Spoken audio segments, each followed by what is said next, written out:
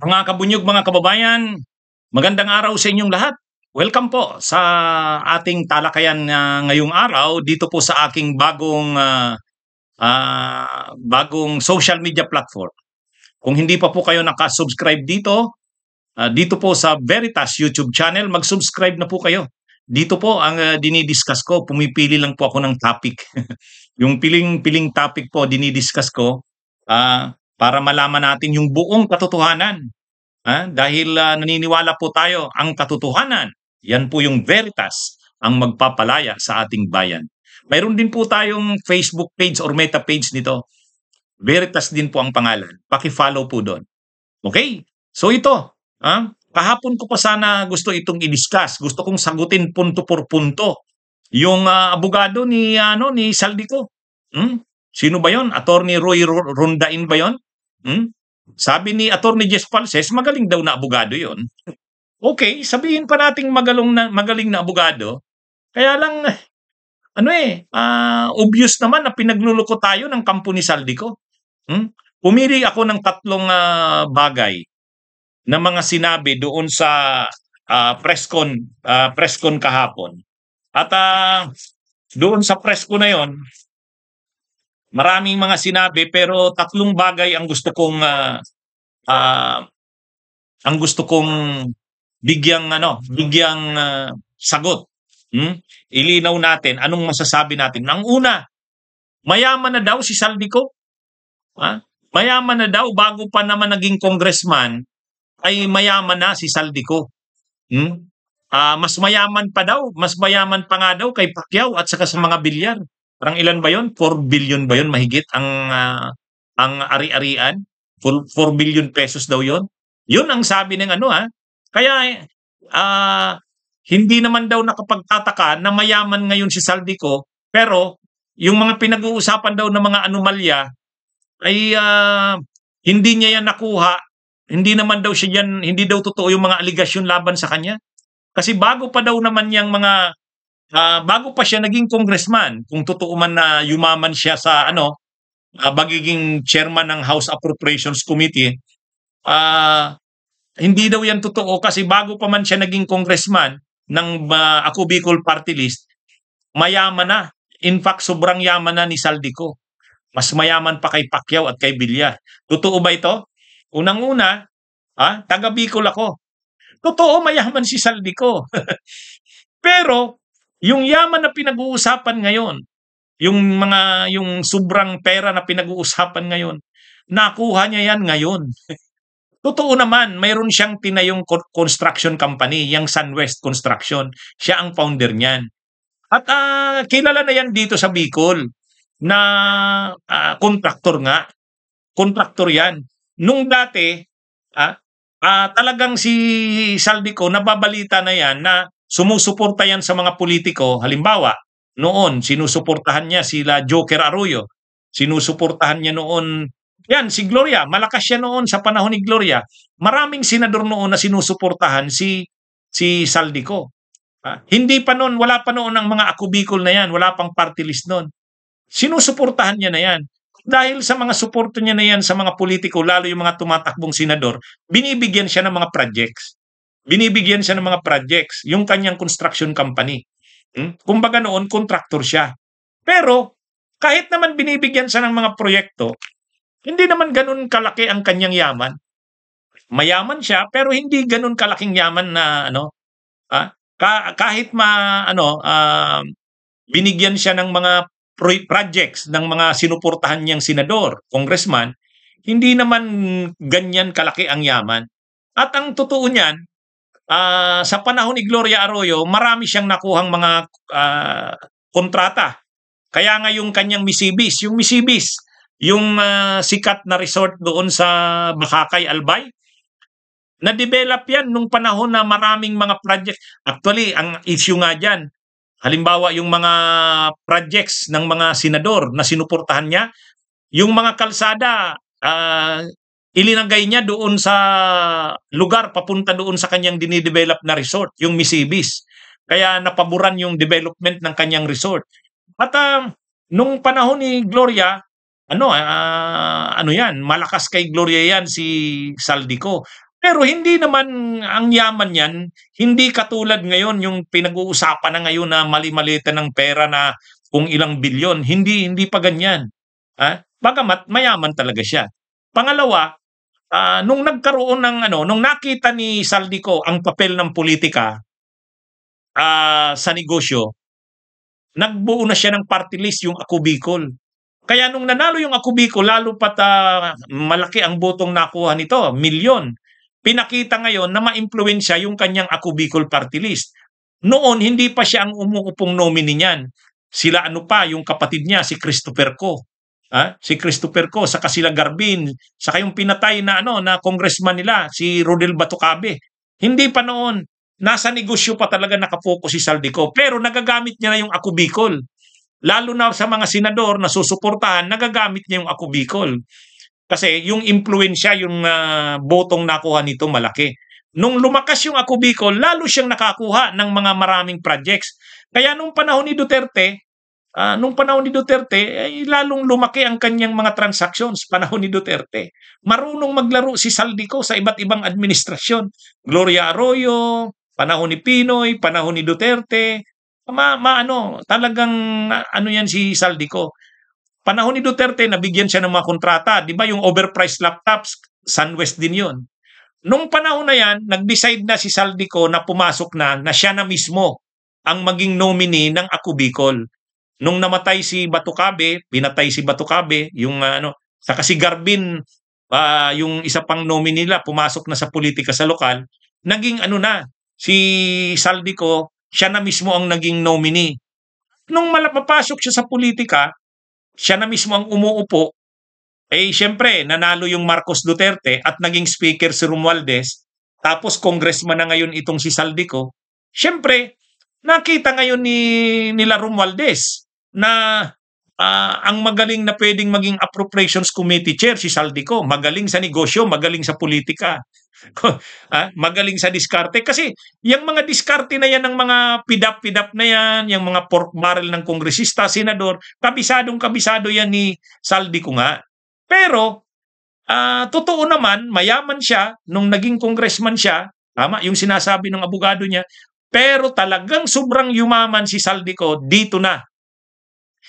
Nagsimula yung panahon ni Duterte, marami siyang mga kontratang nakuha kahit sa panahon ng COVID, pero yung talagang sobrang yaman niya, ito na. Kaya nga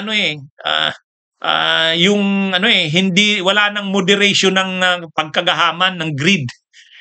Nakita niyo yung pinag-uusapan na sobra na yon.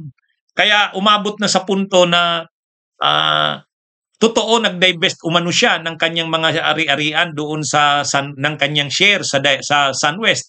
Pero sino namang maniniwalang hindi niya kontrolado pa rin yung SunWest na yan? At saka nung naging nga siyang House Appropriations Committee Chair, parang ang lumabas dito, pinabwilo siya nila Romualdez. Hindi natin alam kung ano mga naging usapan nila dyan. Pero ang malinaw, ang gumawa ng parang diskarte sa loob ng Kamara tungkol dito sa mga insertions, maniobra sa budget, si Saldico talaga. Siyempre, kapalit ng mga ginawa niyang yan na pagmamaniobra, alangan namang wala siyang dyan. Alangan namang maliit ang kitain niya dyan. Yan na, yung mga pinag-uusapan na natin na mali-malitang pera. Na parang ang pinag-uusapan, halimbawa, yung dinownload niyang pondo sa Bulacan, 35 billion, ganun, matindi. Kayang desisyon na ni Saldico bilang Appropriations Committee Chair. Kaya lang nung pinakamalala na yung pumutok na nung 2025 budget, napilitan siyang mag-resign. Kasi siguro pumutok na yung matinding mga ginawa niya para hindi na madamay ang administrasyon, sila Romualdez at saka sila kasi masyadong matindi yung ginawa, nag-resign na. Pero hindi pa rin ibig sabihin na nag-resign yon, hindi na siya, wala na siya sa impluwensya sa administrasyon. Parang pinagpahinga lang, linagay lang sa sideline. Pero yung kanyang mga sistemang ginawa sa Kamara, nandyan pa rin. Kaya yung sinasabi ng abogado ni Saldico na dati na itong mayaman, yes, dati na itong mayaman, pero hindi sobrang yaman. Ang sobrang pagyaman niya ay ito na talaga. Ito na. Kaya umaabot na sa punto na ilan na yung kanyang air assets, ilang helicopter, ilang At hindi lang siya. Yung kapatid niya, si Christopher Ko, lumaki na rin ng lumaki yung construction company, yung Hightone. At yung kapatid niya na babae, contractor din, si Farida Didayko, may sarili ring construction company. Ngayon, Vice Go. Hanggang sa, dahil sa sobra na ang pera ng Ko, yung politika ng Albay, gusto na nilang kontrolin. Kung dati party list lang, ang ginawa nila, nag-alliance sila kay Salceda nung eleksyon ng May 2025. Si Salceda yung governor, tapos yung kapatid ni Saldico ang vice governor. Oh? Tapos yung kapatid niya na si Christopher Ko, tumakbong congressman sa 2nd District, natalo nga lang ni Loria. Pero ibig sabihin, yung kapatid niya tumatakbong congressman, yung kapatid niyang babae, si Didayko, vice governor ni Salceda, tapos yung isa pang nila, dating congressman ng Ako Bicol, si Garbin, no? Tumakbong mayor ng Legazpi City, tapos si Jill Bongalon, yung dati ring nominee ng party list nila na Ako Bicol, naging tumakbo rin sa congressman sa 1st District. Kumbaga lahat na ng pwesto sa Albay gustong hawakan ng Ako Bicol. Paano nila magagawa yon? Dahil ang dami na nilang pera. Ang dami na nilang pera talaga. Kaya lang, salamat na lang, hindi nanalo yung mga kandidato nila. Ayaw ng mga taga-Albay. Ang nanalo lang yung kapatid niyang babae, vice governor. Pero yung kapatid niyang lalaki, si Christopher Ko ng Hightone, hindi nanalo. Saka si Jill Bongalon, hindi nanalo kay Lagman. Yan yung kaya yung sinasabi nito nung abogado ni Saldico na dati ng mayaman, oo, pero sobra siyang yumaman sa panahon nagsimula kay Duterte at lalong yumaman sa panahon ni Marcos. Yan yung totoo dyan. O ngayon, yung sinasabi pa ng yung sinasabi ng yung sinasabi ng abogado ni Saldico na hindi naman kay Saldico yung mga yaman na yan. Halimbawa daw yung mga assets, air assets na sinasabi, yung ilang private jets yon, at saka yung choppers, hindi naman daw kay Saldico nakapangalan yun. Sa Misibis Aviation Incorporated daw yun. Separate na entity daw yun, corporation yun ayon sa kanya. Isus naman. Itong abogado ni Saldico, mayroon naman tayong tinatawag na piercing the corporate veil. Ibig sabihin, kapag obvious naman na yung pagtatayo ng corporation bilang separate at distinct personality o entity ay ang purpose niya para mag-circumvent ng batas, ikutin yung batas, circumvent ang batas, hindi naman talaga in good faith, kundi scheme. Obvious naman dito, scheme lang yun na parang lumabas lang na hindi kanya. Pero, sino ba ang may-ari ng Misibis Aviation Incorporated? Yung mga may-ari daw ng mga choppers na yon at saka private jets. Mga corporations din na kontrolado rin ng pamilya, ng asawa ni Saldico, ng anak niya. So, pamilya rin ni Saldico ang may control nun. Para pinagluloko, kaya nga ang title ng topic natin, pinagluloko tayo ng kampo ni Saldico. Kasi obvious naman obvious na ito. Ang ginawa nila, kunwari lang nag-divest na si Saldico sa SunWest. Pero ang may control pa rin ng SunWest, pamilya niya, asawa niya, yung anak niya. Tapos ang dami nilang itinayong mga corporations, kung ano-ano. Pero ang may control nito, yung anak niya, yung asawa niya. Kaya ito, obvious na panluloko. Kunwari lang si Saldico, hindi na siya president or general manager, CEO ng SunWest. Pero pamilya niya pa rin. Asawa niya, anak niya, sila pa rin ang may mga shares. Hindi lang si Saldico, pero yung asawa niya, yung anak niya. O di kung gano'n, yung asawa mo, anak mo, sila pa rin ang may control ng mga majority ng mga shares ng nasabing mga corporations. Anong tawag doon? Pinagluloko tayo nito Kaya paulit-ulit din yan si Saldico na nang maging congressman daw siya, nag-divest na siya. Ibig sabihin wala na siyang shares doon sa SunWest. Pero ang halos lahat ng mga kontrata ng mga flood control, ng mga infrastructure projects ay napunta sa SunWest. Nung in-announce nga ni PBBM yung top 15 na mga contractors na nakakuha ng pinakamalalaking proyekto sa mula 2022 to 2025, ang SunWest na itinatag ni Saldico ay pang-8. Tapos yung sa kapatid niya kay Christopher Ko, yung Hightone, pang-9. Imagine niyo yan, yung 8 and 9 na pinakamalalaking korporasyon o construction companies, kila Saldico sa kanilang magkapatid. Kahit saan mo tingnan, yung mga substandard na mga project sa Mindoro, kanino? SunWest. Ha? Yung mga project sa Antique, sa Romblon, SunWest. Kahit saan mo tingnan, SunWest. Lumilitaw nga ngayon kahit yung kontrata sa LTO, perang ilang bilyon yon na hindi magamit. Lumabas sa balita yon. Sino na naman ang kontraktor? SunWest. Kaya ang daming kontratang nakuha itong SunWest. Kanino yan? Saldico yan. Saldico. Sinasabi niya lang na nag-divest na siya, pero ang may control pa rin, pamilya nila. Kaya ano ito? Obvious naman na panluloko ito sa mamamayang Pilipino. Ngayon, kung walang problema, okay, kung walang problema sa tulad ng sinasabi ng abogado ni Saldico, o bakit hindi harapin ni Saldico lahat yan? Bakit hindi siya umuwi? Harapin niya yan. Harapin niya. Kung ganyan ang mga depensa niya, okay. Di gamitin niya yung mga depensa niya na yan.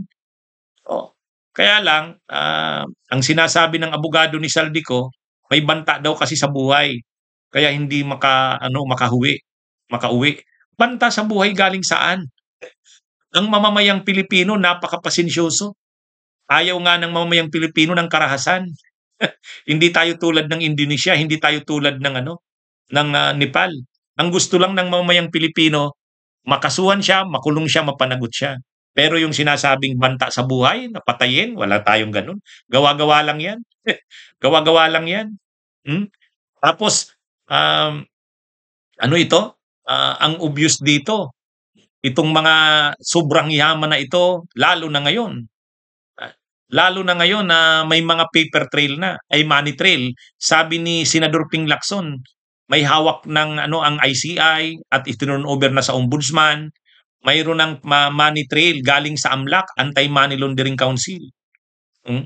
Ano ito? Kaya yung mga palusot na yan na sinasabing hindi naman nakapangalan kay Saldico, yung mga ari-arian na yan, mga yaman na yan. Kahit naman sabihin mong hindi sa'yo nakapangalan, nakapangalan yan sa korporasyon at ang korporasyon ay separate at distinct na personality.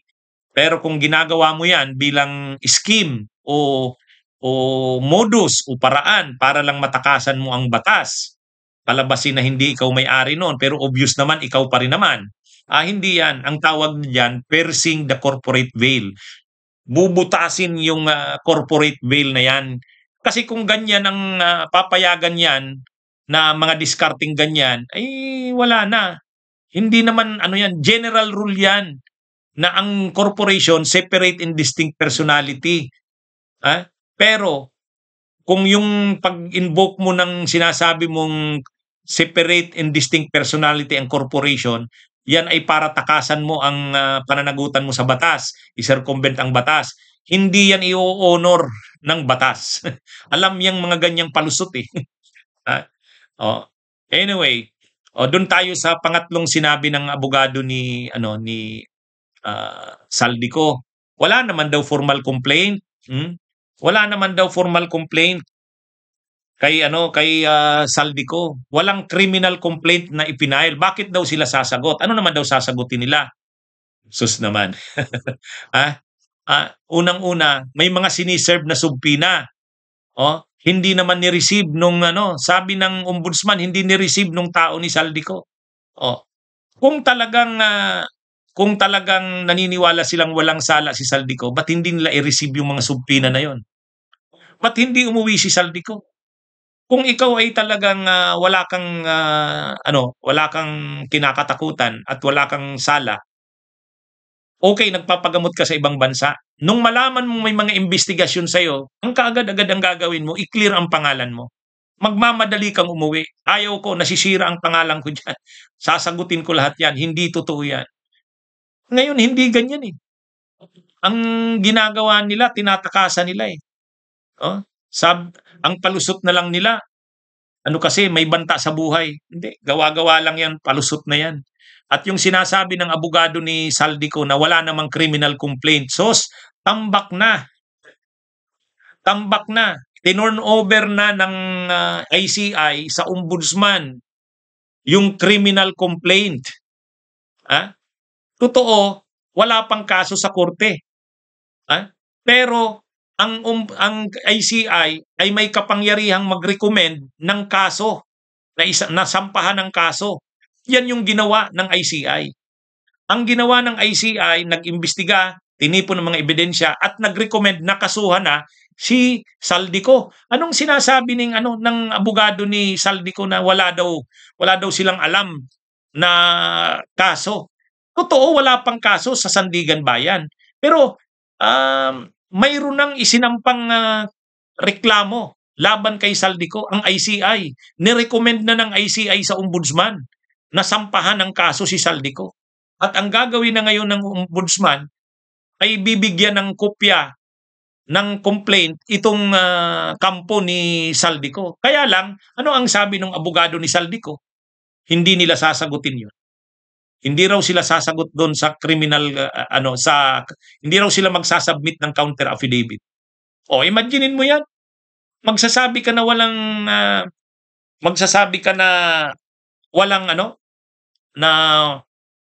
complaint, walang reklamo, and yet sinasabi mo na hindi kayo magsasubmit ng counter affidavit. Ibig sabihin, alam nyo naman na mayroon ng mga reklamo. Mayroon ng complaint. Kung reklamo, mayroon na. Pero yung kaso sa korte, hindi pa. Pero kahit pa sabihin mong wala pa yan sa korte, dapat sinasagot mo na yung mga aligasyon na yan. Magkakaroon na ng preliminary investigation ang ombudsman. Bibigyan sila ngayon ng tsansang mag-submit ng counter affidavit. Ngayon, pag submit nila ng counter affidavit, pag hindi sila nag-submit, wala. Ibig sabihin yan, winave na nila yung depensa nila. Okay, ipafile na yan sa korte. Pero kahit na kasi wala pa sa korte, obvious naman na may mga tambak na ang ebidensya laban sa kanya.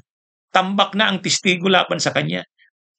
Dinidinay lang ng abogado ni Saldico na parang wala. Pero alam naman natin, lahat halos ng mga testigo tinuturo si Saldico. At yung mga investigasyon ng ICI, tinuturo si Saldico. Kaya nga nag-recommend na ang ICI na sampahan na ng kaso si Saldico. Anong sinasabi ng abogado ni Saldico na wala silang alam? Wala daw Hindi nila tinatanggap yung subpina. Hindi nila tinatanggap yung mga dokumentong pinapadala sa kanila. Pero yun na nga, kahit hindi nila tanggapin yan, hindi naman kailangang personal na tanggapin nila yan para gumulong ang hustisya. Kung hindi nila tanggapin yan, kasalanan nila yan, wini-waive nila yung depensa nila, tuloy ang pagsasampa ng kaso laban kay Saldico. At once na masampahan niya ng kaso si Saldico, pwede nang ipakansila ang kanyang passport. Kasi mayroon na siyang warrant of arrest. Pag na-issuehan siya ng warrant of arrest, fugitive from justice na siya. Kaya na yan, magiging masikip na ang mundo niya. Hindi na siya makakagalaw kasi makakancel na ang passport niya. Yan yung mangyayari diyan. Kaya ngayon, sasabihin ng abogado, hindi binigyan ng due process, sus naman. Sa tagal na ito, nagagalit na nga ang taong bayan kasi parang walang nangyayari. Tapos sasabihin pa ng abogado ni Saldico, walang due process.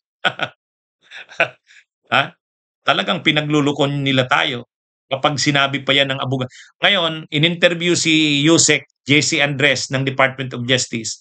Kinumpirma niya na nasa Spain si Saldico. Kasi linagay na sa blue notice ng Interpol Kaya nag-respond na yung Interpol doon sa Spain. Kinumpirma nila na dumaan nga sa Spain. Hindi nga lang alam kung umalis na sa Spain. Pero kumpirmadong pumunta ng Spain. Ayon yan sa Interpol.